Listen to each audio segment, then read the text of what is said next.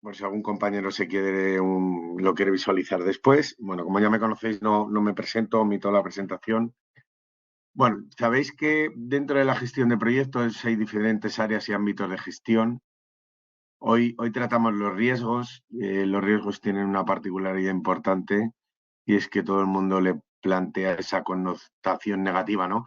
Cuando vemos la palabra riesgos. Pero sí que es verdad que el PMP engloba en riesgos todas esas oportunidades o incertidumbres que podemos tener a lo largo de la vida del proyecto para poder llevarlo a cabo, ¿no? Por lo tanto, cuando nosotros estamos trabajando en proyectos, sí que quiero que tengáis mucha calma, seáis lo más preciso posible, pero que los riesgos existen siempre. Siempre va a haber riesgo en todo lo que hagamos y en todo lo que planteemos en los proyectos. Eh, Entre otras cosas, bueno, producidos bueno, pues simplemente porque hay cosas que no podemos tener cerradas al 100% y eso supone un riesgo que hay que correr. Lo único que hay que acotar, hay que conocer y hay que controlar para que no haya desviaciones sobre lo establecido o sobre lo planificado en esa fase inicial del proyecto. La otra característica importante de los riesgos es que son únicos para cada uno de los proyectos, porque siempre van a tener unos matices. Si es verdad que habiendo trabajado en proyectos similares en otras situaciones, en otras compañías, sí que englobaremos unos riesgos muy similares, o podríamos decir que esos registros de riesgos serán muy parecidos, por no decir prácticamente los mismos. Lo que pasa es que la manera de afrontarlos o esos planteamientos de hacer frente a los riesgos son completamente distintos. Por lo tanto, se consideran únicos del proyecto. Luego también el momento en el tiempo en el que lo estemos desarrollando también es importante y nos influye.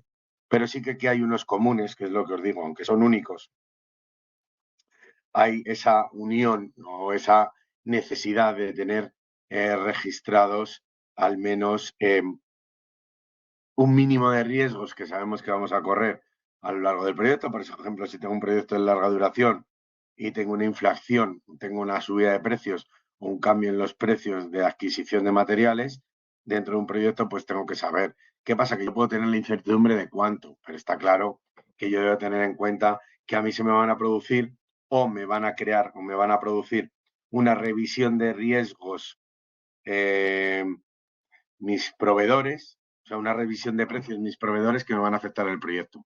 ¿Qué pasa? ¿Qué ocurre? Que en ocasiones, cuando es un proyecto de larga duración, yo también voy a percibir un montante superior por esos materiales a lo largo del tiempo, porque hay una revisión de los precios iniciales del proyecto.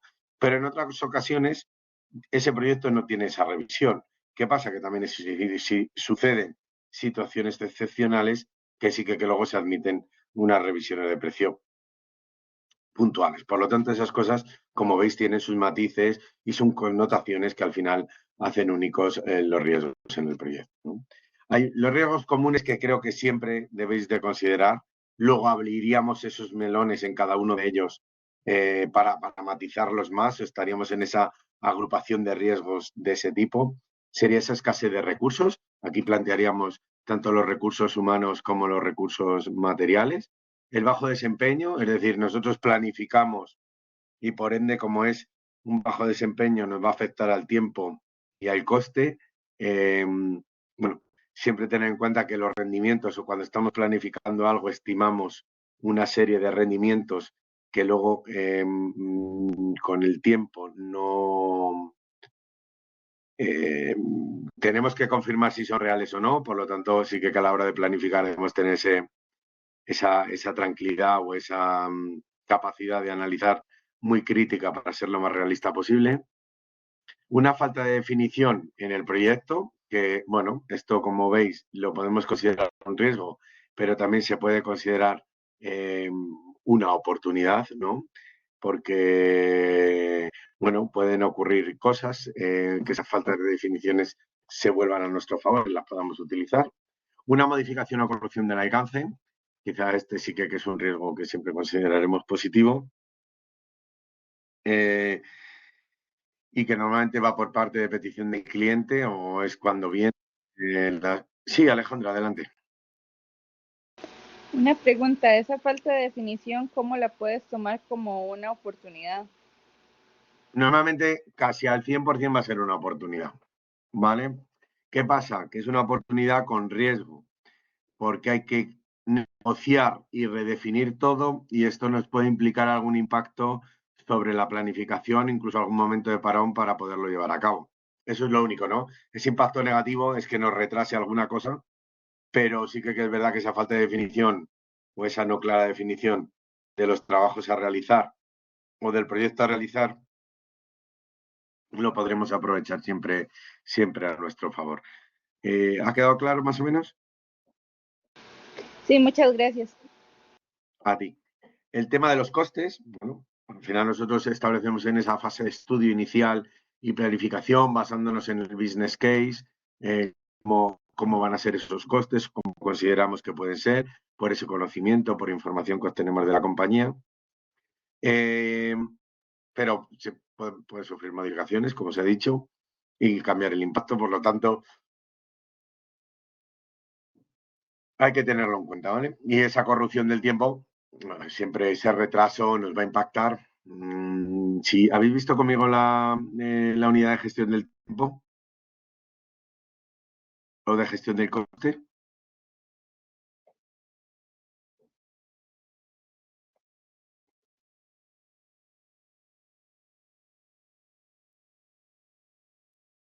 ¿habéis visto conmigo? No sé si alguien se acuerda si ha visto conmigo gestión del tiempo, gestión del coste o gestión del coste, creo que sí, ¿verdad? A ver, perdonad. Os he minimizado y ahora no sé dónde os he puesto. Sí, pues como veíais, cuando analizábamos en ese documento que yo os decía de gestión del coste, eh, había una parte que eran unos costes indirectos que impactaban sobre el proyecto, que era contra lo facturado, ¿no? Entonces, si yo tengo una corrupción de los rendimientos, había otra parte de esos costes indirectos que iban por tiempo. Entonces, cuanto más alargue el tiempo de los trabajos, mayor coste indirecto voy a tener, por lo tanto la repercusión o la proporción de los costes indirectos frente al cobro puede aumentar y esto nos puede desvirtuar el margen que teníamos estimado de una manera inicial. ¿Vale? Cuando hablamos de los riesgos, al final, como cualquier ámbito, es hacer un registro, hacer un control, tener esas unidades, tenerlos registrados, tenerlos clasificados, tenerlos nombrados, ¿vale? Para poder hacer ese análisis y luego haremos un análisis de todos y cada uno de ellos de manera individual, estén mereciendo esos planes de actuación en caso de que se produjese. Y aquí, por lo tanto, aparece ese matiz también positivo, ¿no? En los riesgos o eventos o oportunidades, como se suele llamar en algunas ocasiones, eh, debemos buscar aumentar la probabilidad y el impacto de esto sobre el proyecto, ¿vale? Es decir, intentar que se repitan las secuencias o si podemos tener capacidad de elegir que eso se produzca una y otra vez de una manera controlada y continua, disminuir la probabilidad y el impacto de aquellos riesgos que son negativos. Es decir, eh, tenemos un punto de partida, que es lo que digo siempre con los proyectos, tenemos un punto de inicio. A partir de ese punto de inicio tenemos una revisión que estableceremos correlativamente, periódicamente, en el tiempo que consideremos.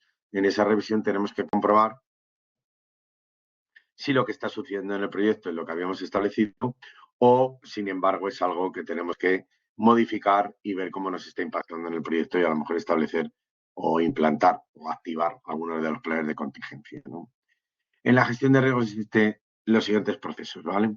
Planificar, identificar, analizar cuantitativa y cualitativamente y definir esa respuesta frente a los riesgos, ¿vale? Para que en caso de que se produzcan, aplicar. La planificación y la identificación, bueno, vienen de la planificación de costes, del alcance, del tiempo, de los cronogramas, de los recursos, también para establecer los rendimientos, toda esa información de los interesados. Por supuesto, en muchas ocasiones solamente nos podemos apoyar en proyectos anteriores que se hayan desarrollado dentro de la compañía y en factores ambientales de la compañía. Eh, la identificación se recogería la información del mismo sitio. Luego, a partir de ahí, lo que haremos será hacer una base de datos o un registro de los riesgos y los analizaremos cualitativamente y cuantitativamente. Es decir, a qué nos afectan y cuánto nos afectan, ¿vale? Y definiremos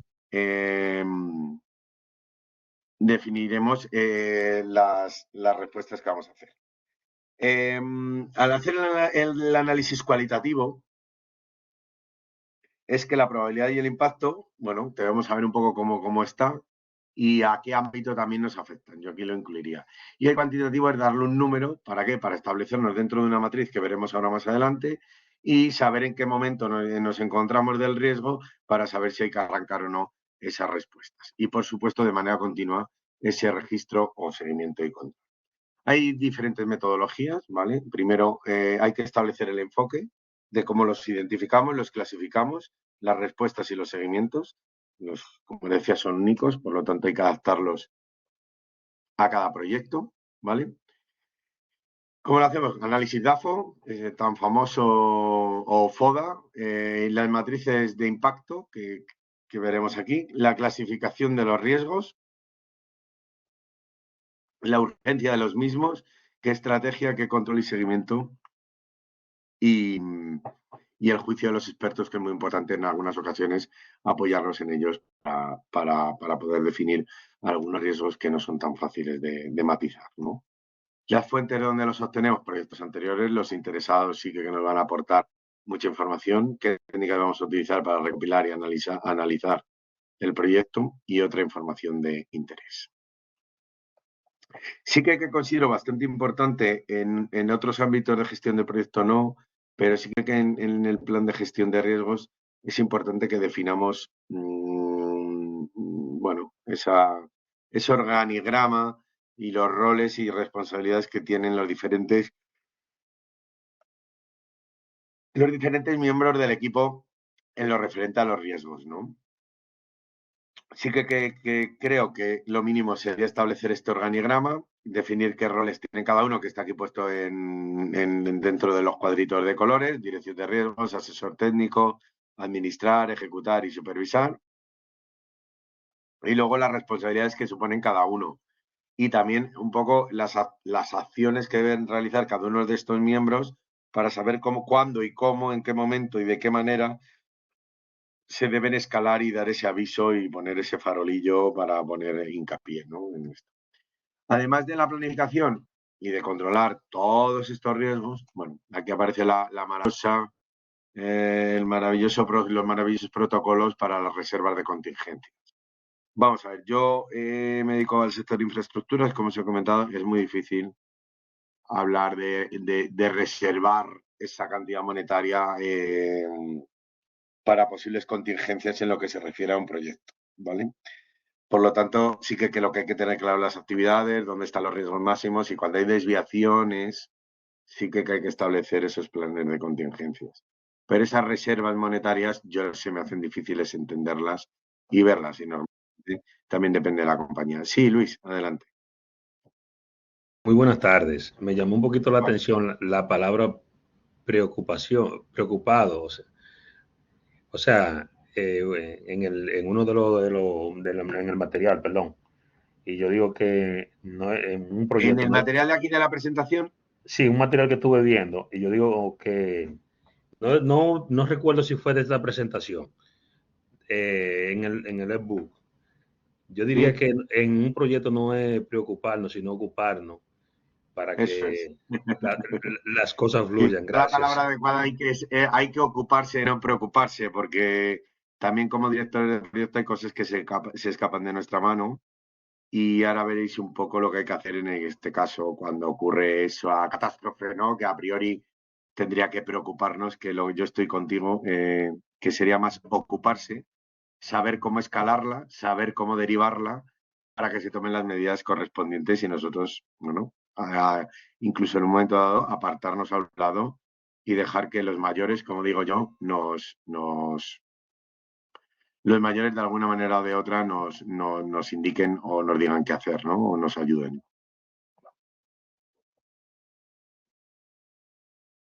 Sí, Luis, no sé si más o menos conmigo quieres hacer alguna otra aportación. Sí, sí.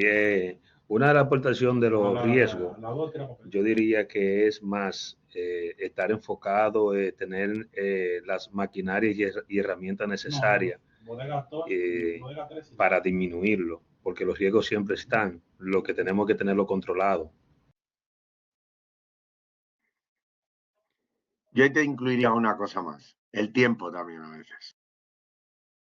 Que como directores de proyecto hay veces que estamos centrados en otras cosas y necesitamos estos tiempos para sentarnos con cierta calma a ver lo que tenemos, a ver hacia dónde vamos, a ver a futuro, pero normalmente estas cosas por el día a día nos van pudiendo y bueno, yo en el sector en el que me encuentro y al final lo centramos y lo vemos muchas veces con premura, o sea, con prisa y con rapidez, cuando a lo mejor deberíamos dedicarle un poquito más de tiempo. Totalmente de acuerdo, es correcto. Bueno, pues como os decía, el tema de las contingencias es difícil. Yo aquí establecería más los protocolos en el sector en el que yo me encuentro y cómo los debería hacer. ¿Vale? Dentro de los riesgos, una vez que queramos, tengamos en cuenta X riesgos, lo importante también, o debemos matizar o agrupar esos riesgos y categorizarlos. ¿Para qué nos va a permitir categorizarlos? Bueno, pues normalmente para establecer planes comunes, ¿no? Según categorías. Tendrán luego sus matices, pero sí que nos puede simplificar, en cierto modo, el cómo llevar a cabo esas diferentes maniobras en caso de que se produzcan estos riesgos, ¿no? Con respecto a esto, lo podéis hacer como consideréis, dependerá mucho del sector, de dónde os encontréis, de qué importancia le deis vosotros como directores de proyecto, ¿no? Los meteré siempre en una categoría, ¿vale? Haré también un registro, el registro es tan fácil como esto sería una ficha. Si le quitáis todo lo que pone en explicación y ponéis la fecha, ponéis el código del riesgo, el nombre que le hemos dado, a qué nos afecta, la probabilidad de que se produzca del 1 al 5, que la definiremos o la estableceremos, la categorización del tipo de riesgo según la agrupación que hayamos podido darle, el impacto con la escala del 1 al 10, la puntuación que le damos al riesgo a nivel cuantitativo, que va del 1 al 50 porque multiplicamos probabilidad por impacto, si está sufriendo cambios y cuándo se ha modificado esto y en qué estado está el riesgo, es decir, oye, podemos arrancar con un riesgo que tenga un valor 1, resulta que a lo largo que se va desarrollando el proyecto va cambiando y ahora tiene un valor 10, pero a priori esto todo va a suponer que vaya aumentando, entonces saber esa tendencia de cambios hacia dónde se sucede y cómo tenerla en cuenta, ¿no? Según en el nivel en el que nos encontremos y con la matriz de riesgos que la tengo aquí abajo, haremos eso, una aceptación pasiva, una aceptación activa, mitigaremos, transferiremos o evitaremos, ¿vale? Las acciones que debemos realizar para esas estrategias o para las diferentes posiciones en las que nos encontremos, a suponer cada una. Sí, Alejandra.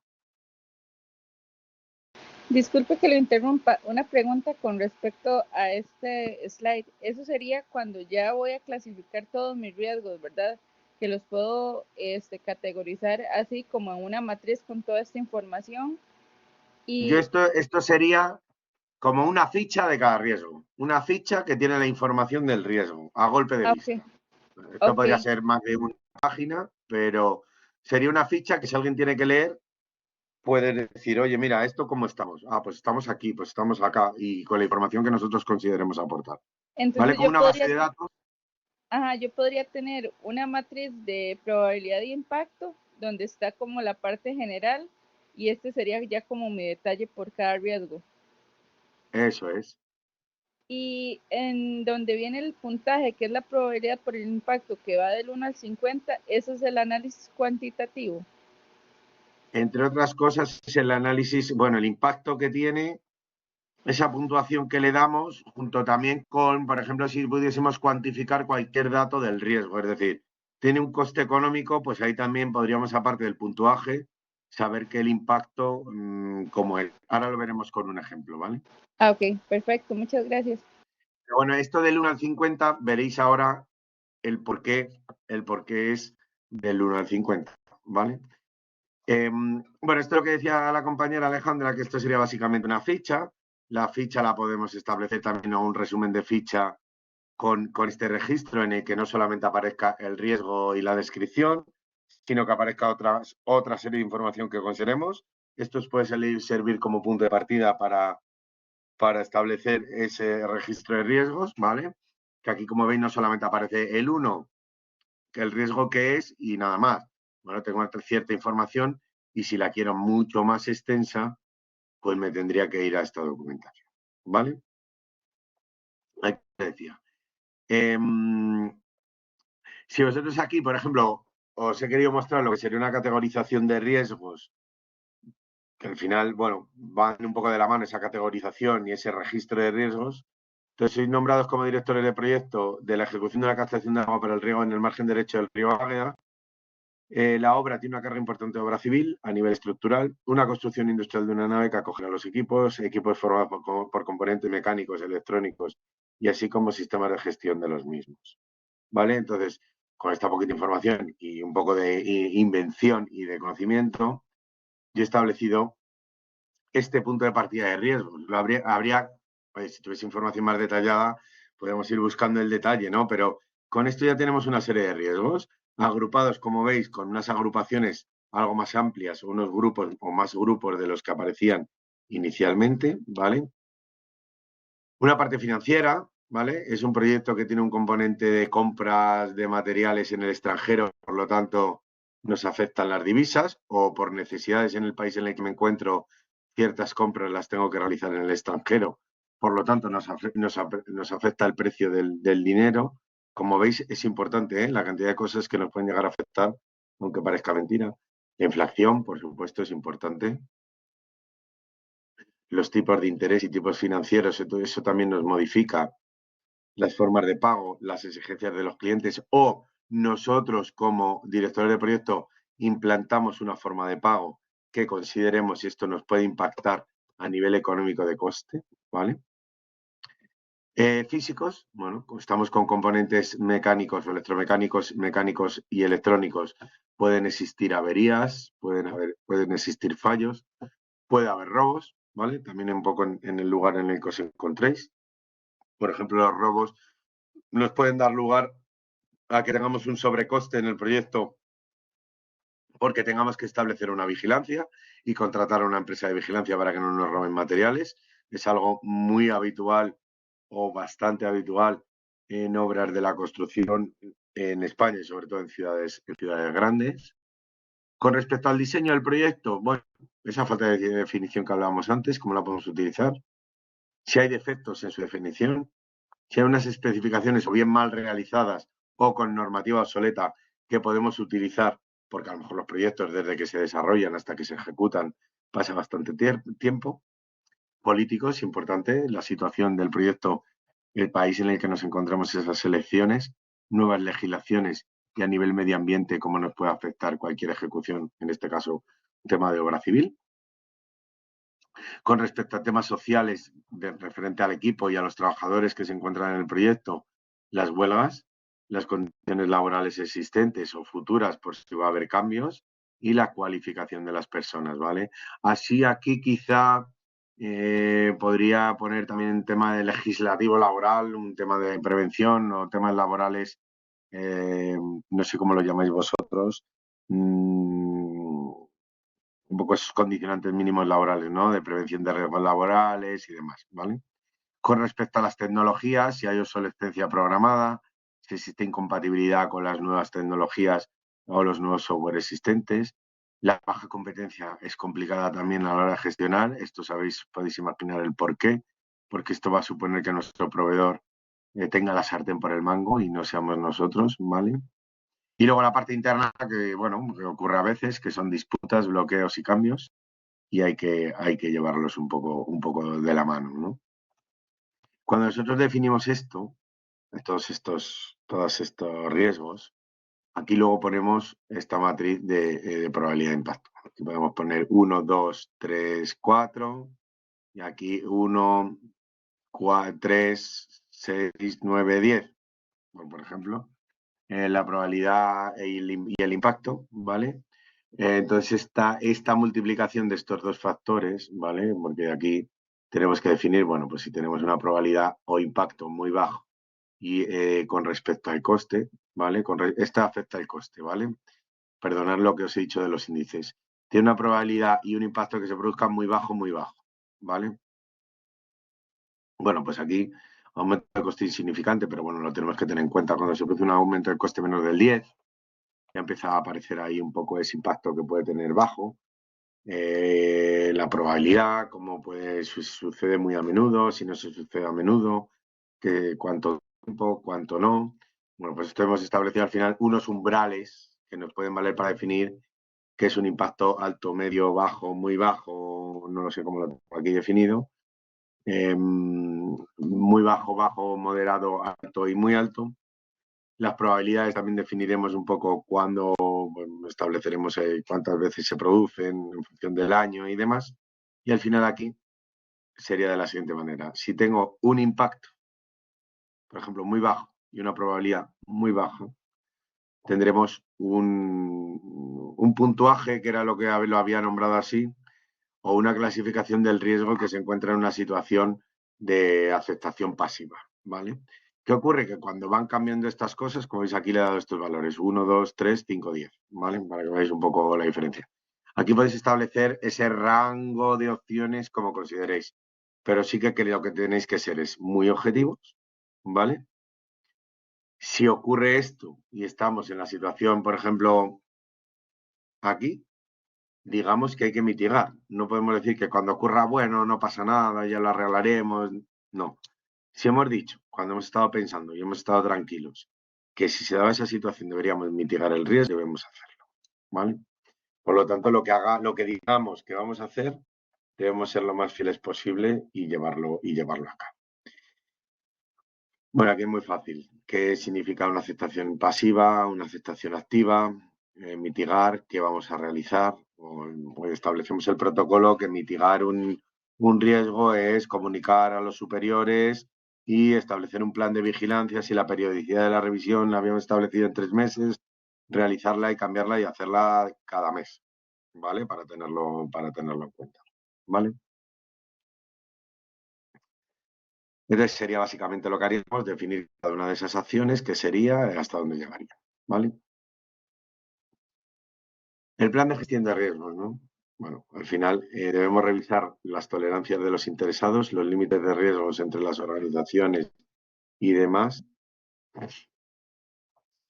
los formatos de los informes y cómo los debemos hacer, es decir, en qué forma vamos a establecer la situación en la que nos encontramos y qué vamos a devolver, ¿no? Qué documentos vamos a realizar. El plan de gestión de riesgos, por lo tanto, debe contener esa metodología de cómo vamos a controlar, a registrar, a identificar y a realizar, un poco establecer esas políticas de la gestión de riesgos, establecer ese organigrama que os he puesto antes, si somos capaces de saber qué presupuesto nos vamos a consumir del proyecto en la gestión de riesgos, ¿vale? Y también si podemos dejar esos colchones económicos para mitigarlos en caso de ser necesario. El calendario, que es establecer esas periodicidades, las categorías de los riesgos, definir las probabilidades e impacto de cada uno de ellos, poner esa matriz como esa que os he puesto yo ahora, o bien otra, o bien la elaboréis vosotros, revisar esas tolerancias de los interesados, es hasta dónde nos van a permitir, saber qué formatos tienen los informes, cómo se van a hacer y cada cuánto y en qué forma y manera lo vamos a realizar, y por supuesto el seguimiento y control que vamos a llevar a cabo. Bueno, pues aquí sin ir más lejos, y ya un poco para ir terminando, vamos a analizar lo que sería un análisis cuantitativo y cualitativo de los riesgos para una fábrica de señales en la que han ocurrido los siguientes problemas. Durante los últimos 10 años han tenido una serie de problemas, de riesgos o de situaciones que, bueno, que básicamente nos vamos a centrar y decir que han tenido un impacto económico se ha podido realizar una valoración del impacto económico que ha supuesto dicha incidencia, ¿no? Entonces, quiero que me digáis de esta tabla, que penséis un poquito, damos 2 o 3 minutos, qué datos son cualitativos, qué datos son cuantitativos, qué consideraríamos una probabilidad alta, media, baja, o cómo realizaríais esa clasificación de probabilidad y de impacto, o cómo consideréis cada uno de las incidencias si han tenido una probabilidad alta, media o baja, o un impacto alto, medio, bajo o crítica, ¿no? Venga, os dejo un par de minutitos y ahora lo vemos.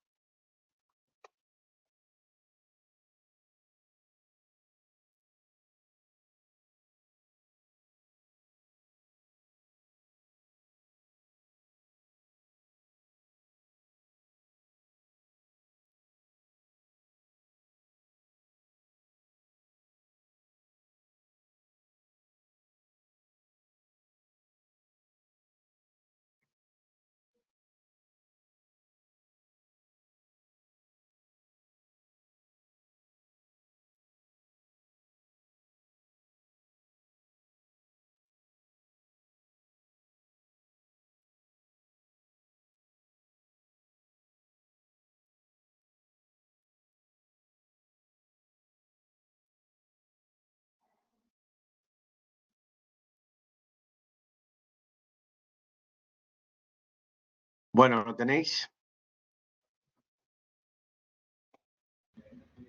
Venga, alguien que se atreva. Yo diría que el cuantitativo es la ruptura de la máquina. Que cuantitativo es la rotura de la máquina, ¿vale? Sí, algo más.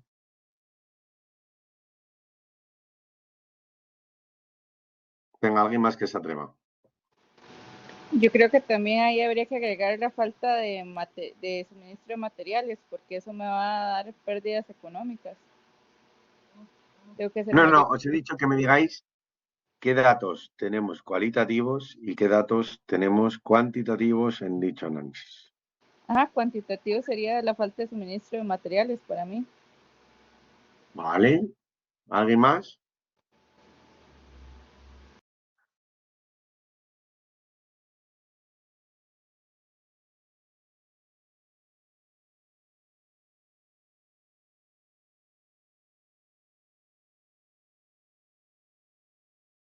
Venga, alguien más que se atreva. Hay otro par de ellos que todavía no les he oído la voz. Hola Carlos, para mí el corte de energía es algo muy cualitativo, porque si bien representa un daño bastante bajo, repercute en toda la cadena de producción. Entonces, de forma cuantitativa habría que hacer todo un análisis para revisar si efectivamente o Vale. efectivamente cuánto es el daño cuantitativo, perdón. Vale. Me queda Guido, si no me equivoco.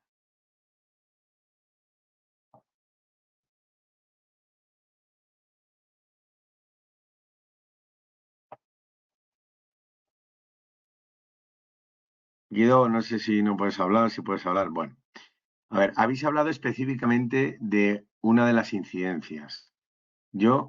Estamos hablando de analizar los riesgos, ¿vale? Los riesgos son los que son, han ocurrido una serie de cosas, ¿vale? Y yo la información que tengo para elaborar una matriz y establecer cómo son los riesgos es estos datos. Entonces, tengo por un lado datos cualitativos que serían el año, la incidencia y el código que nos dan información, ¿vale?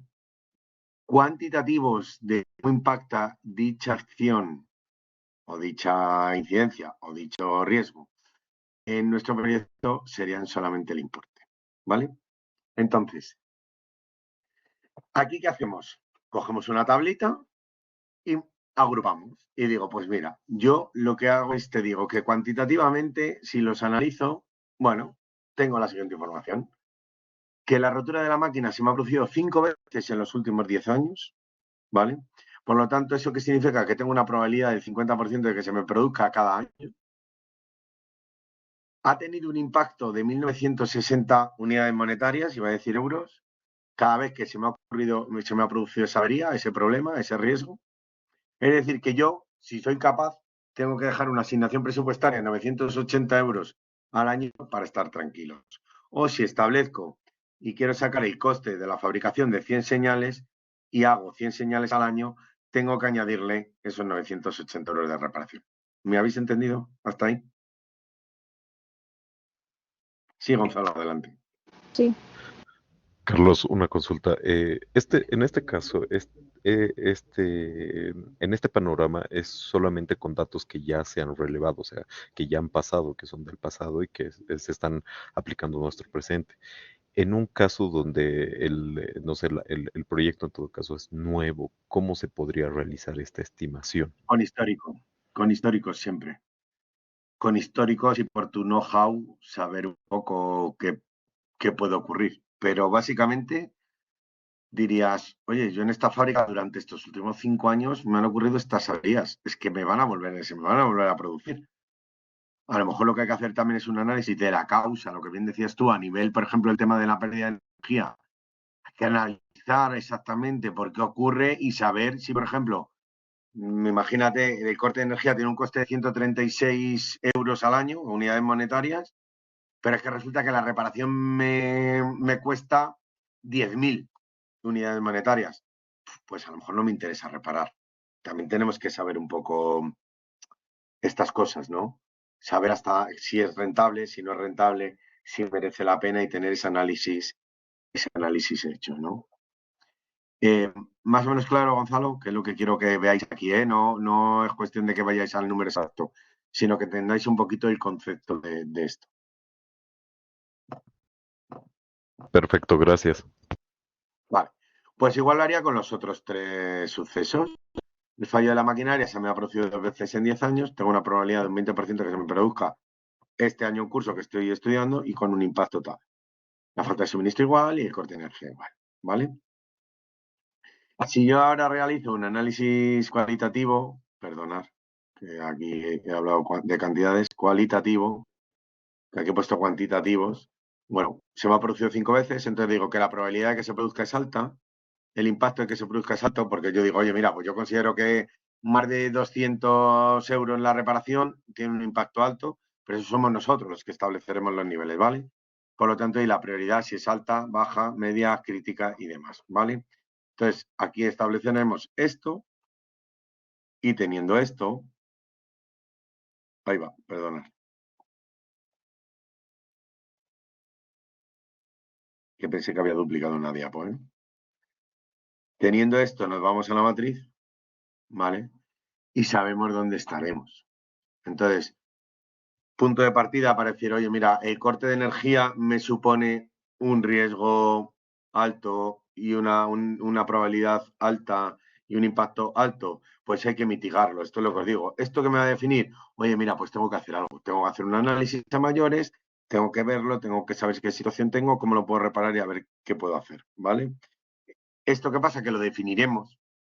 Y el día que esto se nos esté produciendo en un proyecto, extrapolándolo a cualquier situación, sabremos lo que tenemos que hacer. Entonces, aquí básicamente es sentarse, pensar y vosotros como directores de proyecto definir y escribir qué debemos hacer frente a estas situaciones complejas. Porque, ¿qué ocurre? Seguramente cualquier empresario en la situación COVID o buen empresario en la situación COVID tenía definido qué establecer o qué estrategia llevar en caso de una situación crítica como fue el tema de la pandemia. Seguramente no lo tenía redactado para la pandemia, pero sí que tenía redactado un plan en el que él sabía perfectamente qué pasos ir dando, si tenía un remanente guardado, sabía qué tiempo podía mantener o estudiado al personal sin facturar, hasta qué punto no era un riesgo y era una pérdida de beneficios y a partir de qué punto se convertía en un riesgo y si era importante tomar medidas o no. Entonces, eso es lo que debemos tener en cuenta. Establecer y definir esos planes de manera previa a que sucedan, un poco anticiparse a que sucedan y así como directores de proyecto, cuando viene esa situación crítica, que seáis capaces de verlo con cordura, porque esto lo habéis redactado en un momento tranquilo. ¿Vale? Bueno, pues esto era todo. No sé si tenéis alguna duda, alguna pregunta. Sí, Guido, adelante. Muchas gracias. Entonces, esto de tener un planes de acción ante diferentes eventualidades, es mejor tener prontos o listos los planes y que en la vida, en el transcurso del proyecto, en el mejor de los casos, no exista ningún quiebre, a no tener nada listo por si es que ocurre. Eso es. Eso es. Y esto lo que te va a permitir es lo que te digo, es la decisión o el paso, los pasos a seguir los tienes definidos en un momento de calma. Si se ve una situación compleja y de estrés y de tal, o simplemente por lo que sea, nosotros como directores de proyectos no estamos, hemos establecido lo que se debe realizar, con un análisis lo más objetivo posible y podemos definir lo que tenemos que hacer. ¿Vale?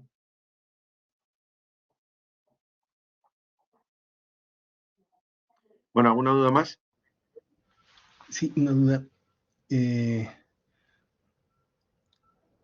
Si bien hay actividades importantes que se van desarrollando al inicio y durante el proyecto, este análisis de riesgos, estimo, digamos, si el proyecto va a tomar 3 años, después, esto se tenía que hacer en los primeros meses del proyecto. ¿Cómo? A ver, repíteme. Por ejemplo, si un proyecto toma 3 años, este análisis de riesgos tendríamos que hacerlo al inicio del proyecto. Debemos hacerlo al inicio del proyecto, por un lado. Y deberemos decir en el control y seguimiento cuándo se revisan esos riesgos, con qué periodicidad.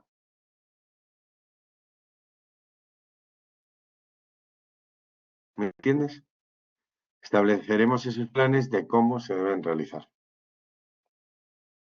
¿Vale? Ok, gracias. Pero ¿Alguna duda más? Sí.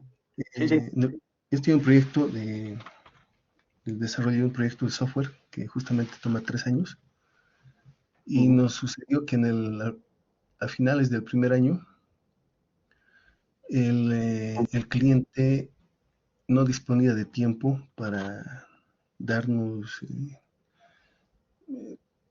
las especificaciones técnicas de los módulos para desarrollar. Era un proyecto de desarrollo de software. Y era algo crítico porque si no teníamos estos insumos no íbamos a definir qué módulos avanzar o las especificaciones técnicas de cada módulo.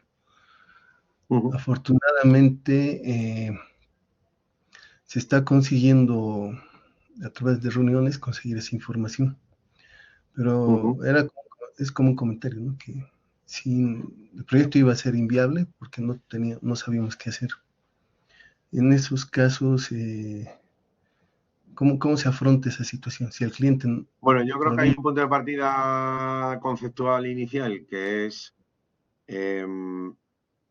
los requisitos del proyecto, en los cuales habría que haber gestionado con el cliente previamente y haber definido todos y cada uno de los requisitos que quiere para esos módulos, por ejemplo. ¿Cómo se establece? Bueno, pues esto es ciertamente fácil porque sería elevarlo al cliente y decirle, oye, mira, yo hasta aquí puedo llegar, a partir de aquí el plazo no me cuenta porque no lo puedo realizar y yo a partir de aquí hago lo que puedo y ponerlo en conocimiento por parte del cliente. Es decir, por ejemplo, una falta de definición del proyecto, si el cliente no nos da respuesta, tendré que elevarlo al cliente, al jefe del cliente o a quien consideremos para que lo eleven y nos quede el proyecto parado. ¿Que el proyecto se queda parado y a nosotros nos pagan igual? Bueno, habría maneras de plantearlo, ¿no? Pero habría que tenerlo en cuenta. Habría que analizar muchas cosas, ¿no? También hay que poner muchas veces la balanza y saber hasta dónde puede uno llegar y hasta dónde no. Ok, gracias. A ti, Guido. ¿Alguna duda más? Sí, Carlos, una consulta. ¿A qué te refieres con revisar la tolerancia de los interesados en la planificación de los riesgos? Vamos. La tolerancia de los interesados es saber esos umbrales. Esto es aquí. Nosotros definimos unos umbrales. Por ejemplo, imagínate que un cliente te dice, mira, yo quiero hacer un software de una base de datos y te voy a dar $10.000. Pero es que no te puedo dar más. Como mucho me puedo pasar en $100 más o en $1.000 más, pero es que no hay más. Pero es que no tengo muy claro hasta dónde puedo llegar. Entonces te da una parte inicial y, oye, nosotros vamos gestionando ese importe y diciéndole, venga, podemos dar un pasito más y llegar al siguiente escalón. Y la base de datos que introduzca un condicionante nuevo, ¿no? Entonces somos nosotros los que tenemos que ir revisando y saber las tolerancias que tiene el cliente, por ejemplo, a nivel presupuestario, a nivel calidad, porque la calidad también es un riesgo, el no cumplir con la calidad, qué nos puede suceder y qué no, y qué se están dispuestos a realizar y qué no, ¿vale? Entonces, bueno, pues en ese sentido es importante tenerlo en cuenta, ¿no? ¿Más o menos claro, Gonzalo? Sí, muchas gracias. Vale, a ti. ¿Alguna duda más? Gracias, pasen buena tarde a todos. Pues gracias a vosotros, buen día.